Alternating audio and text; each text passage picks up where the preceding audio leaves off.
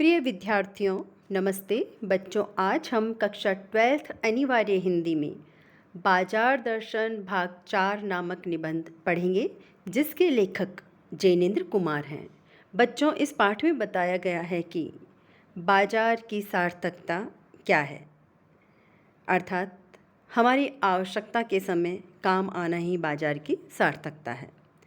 इसलिए बच्चों, हमें बाजार जाएं तो खाली मन से नहीं जाना चाहिए, बल्कि हमें ये निश्चित करके जाना चाहिए कि बाजार से हमें क्या चाहिए और हमारे मन में संतुष्टि प्रवृत्ति भी होनी ज़रूरी है, संयम भी होना ज़रूरी है।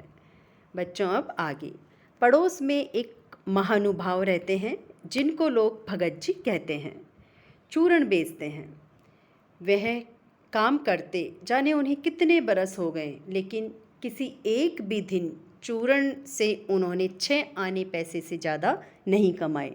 6 आने पैसे यानी कि एक आने में 4 पैसे होते हैं, 6 आने में 24 पैसे।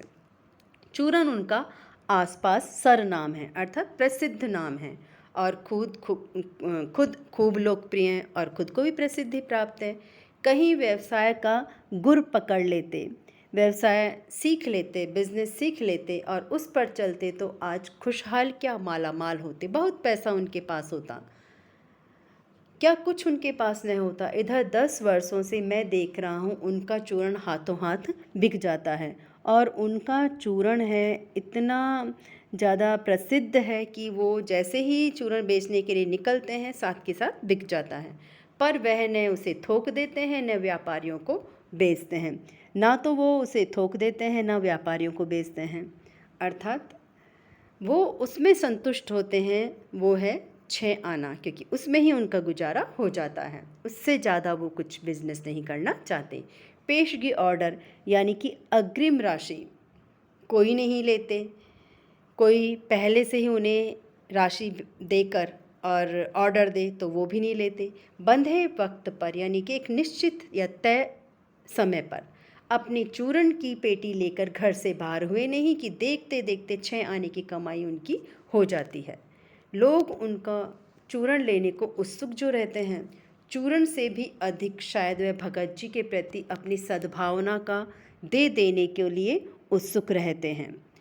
और पर 6 आने पूरे हुए नहीं कि भगत जी बाकी चूरण वालों को मुफ्त बांट देते हैं। कभी ऐसा नहीं, बच्चों को, बालकों को, यानी कि 6 आने की कमाई उनको करनी होती है, उससे ज़्यादा अगर चूरण बचता भी है शेष तो वो बच्चों को मुफ्त में दे देते हैं, 1 पैसा भी उनका नहीं लेते। कभी ऐसा नहीं हुआ है कि कोई उन्हें 25वां पैसा भी दे सके। कभी चूरण में लापरवाही नहीं हुई है और कभी रोग होता भी मैंने उन्हें नहीं देखा है, अर्थात चूरण बेचने में वो बिल्कुल भी लापरवाही नहीं करते।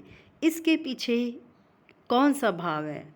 इसके पीछे उनका संतोषी स्वभाव, और ना उनके मन में लालसा है, ना तृष्णा है और ना लोभ है। यही कारण है कि वह 25 पैसे से ज़्यादा कमाने की कोशिश नहीं करते।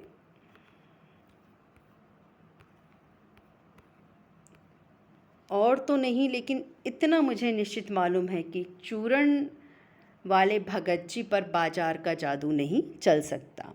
बाजार का जादू किस लिए नहीं चल सकता बच्चों? क्योंकि उनके अंदर किसी भी प्रकार की तृष्णा, इच्छाएं नहीं हैं। कहीं आप भूल न कर बैठिएगा, लेकिन आप भूलना मत, इन पंक्तियों को लिखने वाला मैं चूरण नहीं बेचता हूँ, जी नहीं। तो कहते हैं ये मत सोचना कि मैं चूरण बेचता हूँ इसलिए चूरण वाले के पक्ष में बोल रहा हूँ, जी नहीं। ऐसी हल्की बात भी न सोचिएगा। यह समझिएगा कि लेख के किसी भी मान्य पाठक से उस चूरण वाले को श्रेष्ठ बताने की मैं हिम्मत कर सकता हूँ, लेकिन कहते हैं कि इस लेख को पढ़ने वाला जो भी पाठक विद्वान है उससे भी श्रेष्ठ मैं चूरण वाले को मानता हूँ। क्या जाने उस भोले आदमी को अक्षर ज्ञान तक भी है या नहीं, यानी कि पता नहीं वह पढ़ना लिखना जानता है क्या नहीं, और बड़ी बातें तो उसे मालूम क्या होंगी, और हम आप न जाने कितनी बड़ी बड़ी बातें जानते हैं, यानी कि हम पढ़े लिखे होकर कितनी ज्ञान की बातें जानते हैं। इससे यह तो हो सकता है कि वह चूरण वाला भगत हम लोगों के सामने एकदम नाचीज आदमी हो, यानी कि महत्वहीन या तुच्छ आदमी हो। लेकिन आप पाठकों की विद्वान श्रेणी का सदस्य होकर भी मैं यह स्वीकार नहीं करना चाहता हूँ कि उस अपदार्थ प्राणी को वह प्राप्त है जो हम में से बहुत कम को शायद प्राप्त है। यानी कि उसने तो कम पढ़ा लिखा हो या नहीं हो, जो भी है, लेकिन उसने वो चीज़ प्राप्त कर रखी है जो हम पढ़े लिखों को प्राप्त नहीं है। उस पर बाजार का जादू वार नहीं कर सकता, क्योंकि बाजार का जो आकर्षण है वह उसको आकर्षित नहीं करता है। माल बिछा रहता है, उसके लिए बाजार में कितना ही आकर्षक ढंग से माल बिछा हो और उसका मन अडिग है, लेकिन उसे तो जो चीज़ चाहिए उतनी ही लेगा, वो उससे ज़्यादा नहीं लेगा। पैसा उससे आगे होकर भीख तक मांगता है कि मुझे लो। क्यों? क्योंकि उसका चूर्ण इतना प्रसिद्ध है कि अगर वो बिजनेस करता तो कितना पैसा उसके पास होता, लेकिन उसके मन में पैसे पर दया नहीं समाती। वह निर्मम व्यक्ति पैसे को अपने आहत गर्व में बिलखता ही छोड़ देता है। यानी कि पैसा वैसे तो गर्वशाली होता है, जिनके पास भी पैसा होता है वो अपने आप को बहुत बहुत गर्वित महसूस करते हैं, लेकिन पैसे का गर्व भगत जी जैसे व्यक्ति के सामने तो चूर चूर हो जाता है। ऐसे आदमी के आगे क्या पैसे की व्यंग शक्ति कुछ भी चलती होगी? नहीं चलती। क्या वह शक्ति कुंठित होकर संलज्जी नहीं हो जाती होगी, बल्कि पैसे की व्यंग शक्ति उसके सामने छोटी पड़ जाती है, लज्जित हो जाती है। पैसे की व्यंग शक्ति की सुनिए, वह दारुण है, बहुत भयंकर है। मैं पैदल चल रहा हूँ कि पास ही धूल उड़ाती निकल गई मोटर। एक दृष्टांत दिया है लेखक ने, उदाहरण दिया है कि मैं पैदल चल रहा हूँ, एक गाड़ी आई बगल से और धूल उड़ाती हुई चलेगी, और धूल सारी लेखक के ऊपर। वह क्या निकली मेरे कलेज को कौनती एक कठिन व्यंग की लीक ही आर पार हो गई। ऐसा लगता है कि इस मोटर ने, जो कि पैसे से खरीदी गई है, इसने मेरे ऊपर एक व्यंग कर दिया, जैसे किसी ने आंखों में उंगली देकर दिखा दिया हो कि देखो उसका नाम है मोटर और तुम उससे वंचित हो, तुम्हारे पास वो नहीं है।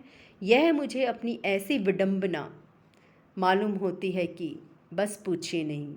मैं सोचने को हो जाता हूँ कि हाय, यही माँ बाप रह गए थे जिनके यहाँ मैं जन्म लेने को था। यानी कि पैसे की व्यंग शक्ति में इतनी शक्ति है कि वह हमें अपने से भी अलग कर देती है। यानी कि पैसा ना होने की वजह से, ऐशो आराम ना होने की वजह से हम माँ बाप को कोसने लग जाते कि हमने कौन से घर में जन्म ले लिया, किन माता पिताओं के जन्म ले लिया, क्यों न मैं मोटर वालों के यहाँ हुआ।